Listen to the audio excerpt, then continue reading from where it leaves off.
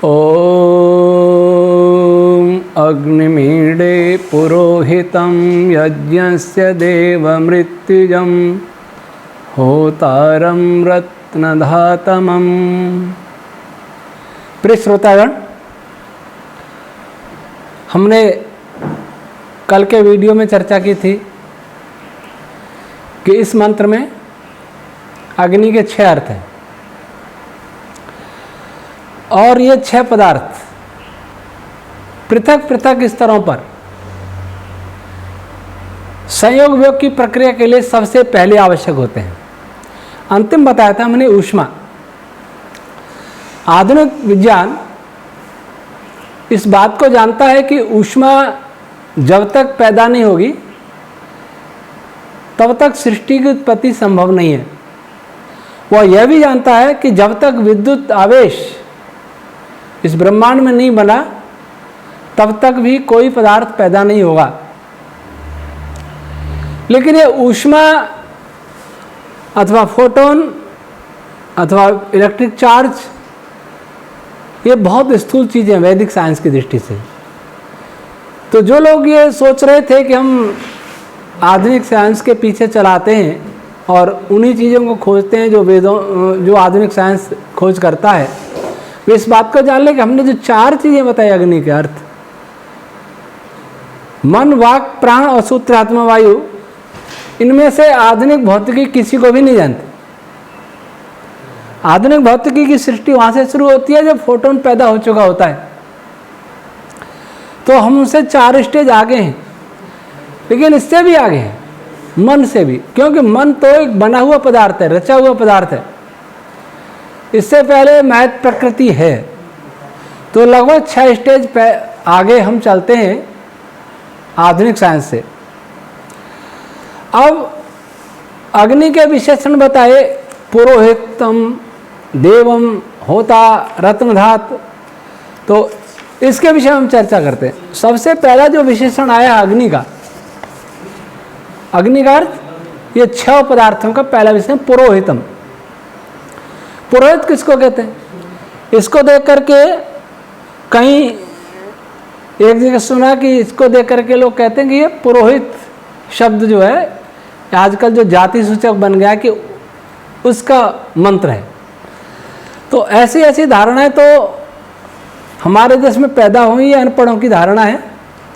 पुरो शब्द का अर्थ होता है यह पुरस्ता सर्वम जगत दधाति छेदन आकर्षण गुणाभ्याम। ऋषि दयानंद ने ये निर्वचन किया है इसी मंत्र के भाष्य में। अर्थात जो इस जगत को पहले से धारण करता है, छेदन, धारण, आकर्षण, प्रतिकर्षण आदि ये गुण जिसके हैं वह पुरोहित कहलाता है। और निरुक्तकार क्या कहते हैं? ये भी पुरोहित पूरा ऐनम दधाति, जो किसी पदार्थ को सम्मुख से धारण करता है। महर्षि जैमिनी क्या कहते हैं? प्रथम पुरोहितमिति पूरा एव वा ऐनम एतद् दधते यदग्निमादधते। वो भी यही है, जो किसी पदार्थ को सामने से, सम्मुख से धारण करता है। जैसे हम किसी पदार्थ को पकड़ते हैं, किसी व्यक्ति को पकड़ेंगे तो ऐसे पकड़ें, पीछे से नहीं पकड़ें। तो वैसे ही अग्नि पदार्थ, चाहे वो मन है, वाक है, प्राण है, सूत्रात्मा वायु है, ऊष्मा है, विद्युत है, वे सभी अपने सम्मुख जो भी पदार्थ आएगा उसके सम्मुख से उसको ग्रहण करते हैं, धारण करते हैं, आकर्षित करते हैं अथवा प्रतिकर्षित करते हैं। तो पहला लेते हैं वाक। वाक क्या है? सबसे पहला वाक्य ओम। सारी छंद रश्मि, सारे जितने वेद मंत्र हैं वो सभी वाक रूप हैं, लेकिन उनमें सबसे पहला वाक्य ओम। इससे पहला इस ब्रह्मांड में कोई भी वाइब्रेशन नहीं है। आज ध्वनियों की बात करते हैं, वैज्ञानिक भी कहते हैं साउंड वेव्स ने इस मैटर को फ्लक्चुएट किया तब सृष्टि बनी। Cosmic background radiation fluctuation sound wave के कारण है। कुछ साइंटिस्ट कहते हैं कि डार्क मैटर के जो पार्टिकल्स हैं उनमें से भी साउंड वेव निकलती हैं, और हम कहते हैं उनमें से नहीं, सब में से निकलती, लेकिन उनको ये पता नहीं वो साउंड वेव कौन सी है। और साउंड वेव यदि किसी पार्टिकल में से निकलती है तो निश्चित ही वो मध्यमा वाणी की अवस्था होगी, उसके पहले भी पश्चंती अवस्था होती है। पार्टिकल नहीं बनेंगे तब भी साउंड वेव है। किसी ने कमेंट किया है, शायद ऐसा ध्यान आ रहा है कि वेव के लिए, साउंड वेव के लिए, वाइब्रेशन के लिए कोई मीडियम चाहिए,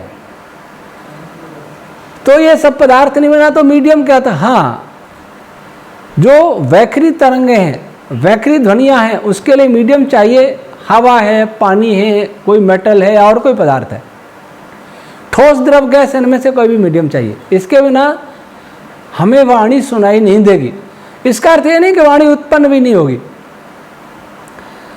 उसके बाद जो मध्यमा वाणी है उसमें ये सब नहीं चाहिए, वो इलेक्ट्रिक के रूप में, सिग्नल के रूप में जाती है।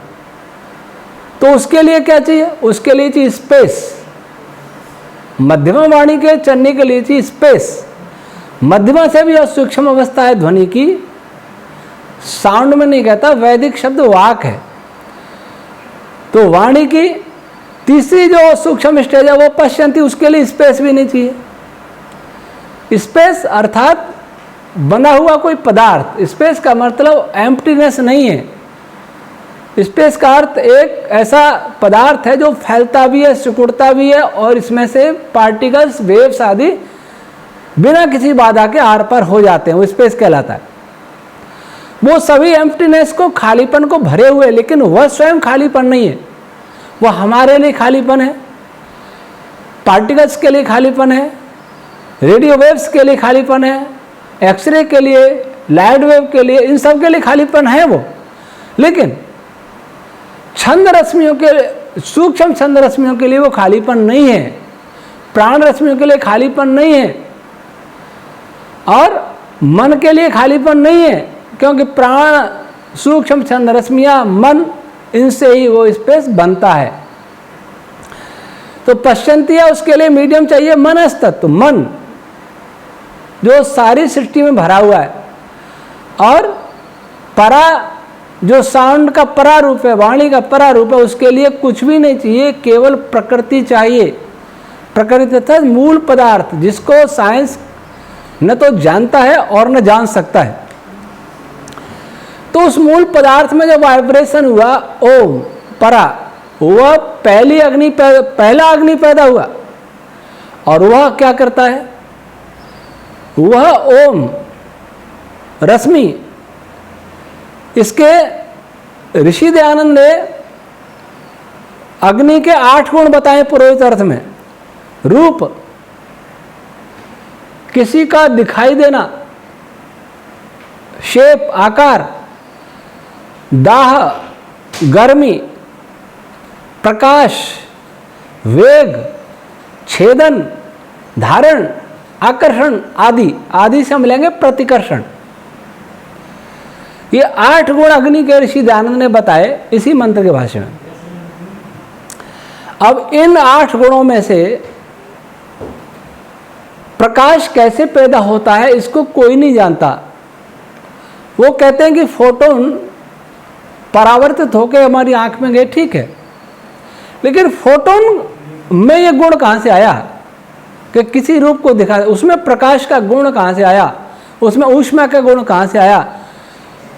वो किसी भी पार्टिकल से क्या भेद है, या एक्सरे और रेडियो वेव में क्या भेद है? क्या फ्रीक्वेंसी का? अगर फ्रीक्वेंसी का भेद है तो फ्रीक्वेंसी में क्यों अंतर आया? एक मोटरसाइकिल 100 किलोमीटर प्रति घंटे की गति से चलती है और हवाई जहाज 700-800 किलोमीटर प्रति घंटे की गति से चलता है।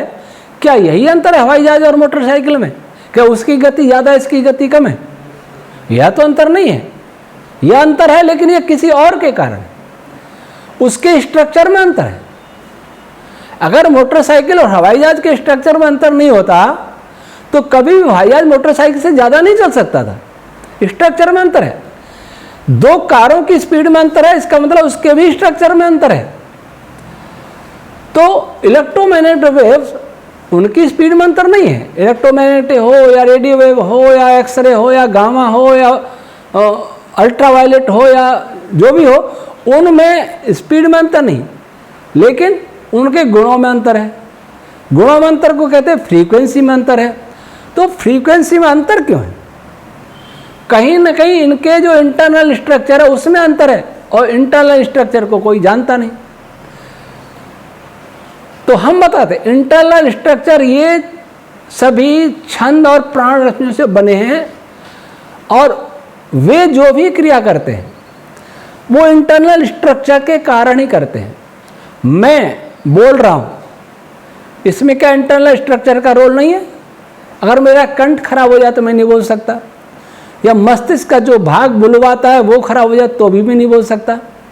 हाथ हिलाऊंगा, इसमें भी इंटरनल स्ट्रक्चर काम कर रहा है। एक व्यक्ति बहुत तेज दौड़ सकता है, एक व्यक्ति नहीं चला जाता, दोनों के स्ट्रक्चर में अंतर है।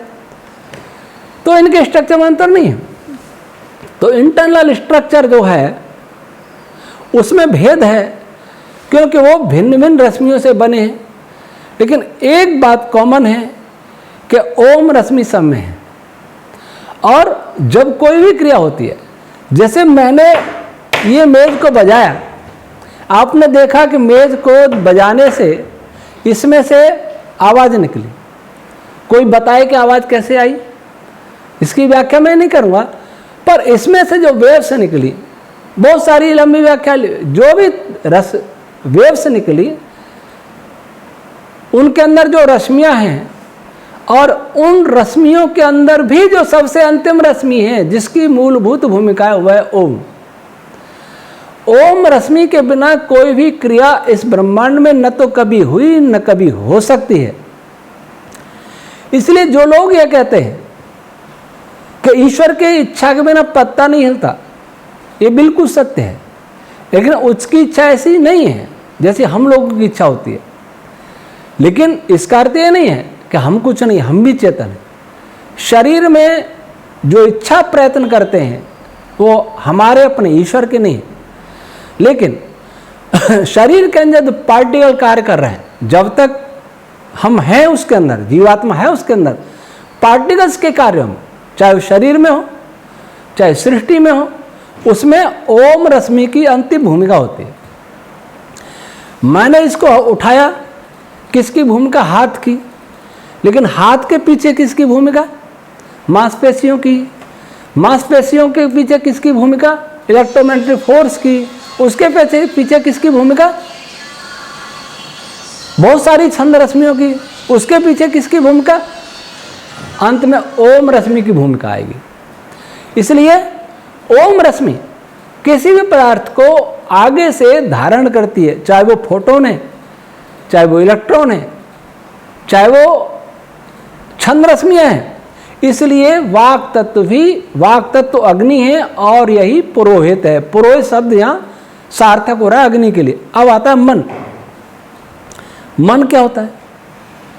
मन एक पदार्थ, वाक तो मन के अंदर हुआ वाइब्रेशन है, या प्रकृति के अंदर हुआ वाइब्रेशन है।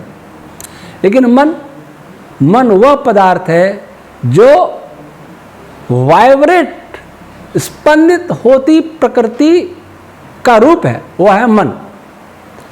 मैथ कहें, अहंकार कहें, मन कहें, तीनों एक ही हैं, थोड़ा थोड़ा इनका स्तर का भेद है। तो मन में वाक है, वाक में मन है। जैसे आपने कभी तालाब के किनारे खड़े हो जाएं, समुद्र की लहरों को देखें, तो लहर क्या है? लहर पानी है। और पानी क्या है? लहर के अंदर का पानी क्या है? वो लहर है। अर्थात लहर पानी से अलग नहीं और पानी लहर से अलग नहीं। अंतर क्या है लहर और पानी में? अंतर यह है कि जब पानी में स्पंदन नहीं है तब भी वह पानी है। लहर का वह पानी जब वो स्पंदित हो रहा है। तो मन जब स्पंदित हो रहा है, स्पंदित होता हुआ मन ही वाक रूप है। इसलिए महर्षि जैमिनी को कहना पड़ा वागिति मना, यह वाक ही मन है। और महर्षि महेदास जी ने क्या कहा, वाक च मनश्च देवानाम मिथुनम, इन दोनों की जोड़ी है। जब तक मन अकेला है, मन स्पंदित नहीं है, तब तक वह कुछ नहीं कर सकता। स्पंदन होगा तभी कुछ होगा, तभी सृष्टि बनेगी। जैसे हम सोते रहें, हाथ पैर हमारे हिले नहीं, तो हमारे होने नहीं होने का कोई अर्थ नहीं। लेकिन जैसे ही हम में हरकत आएगी, स्पंदन होगा, तभी हम कार्य कर पाएंगे, कोई भी कार्य कर पाएंगे। तो वैसे वाक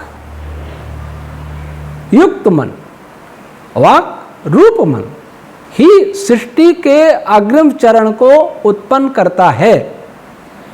इसलिए यह मन भी अग्नि का रूप है और यह भी पुरोहित का है, क्योंकि मन के बिना वाक उत्पन्न हो नहीं सकती। पश्यंती वाक की कह रहा हूं, परा की नहीं। अब तीसरा है आत्मा। आत्मा करते हैं आदि दैविक में सूत्रात्मा वायु।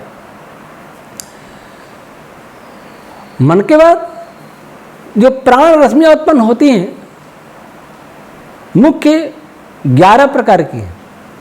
उनमें से पहला आता है सूत्रात्मा। सूत्रात्मा का क्या गुण होता है? उसमें आकर्षण ही गुण होता है, प्रतिकर्षण नहीं होता। और इस सृष्टि में सबसे पहले आकर्षण गुण की ही आवश्यकता है। और इस विषय में चर्चा सूत्रात्मा वायु में के विषय में कल करेंगे। आज इतना ही। ओम शम।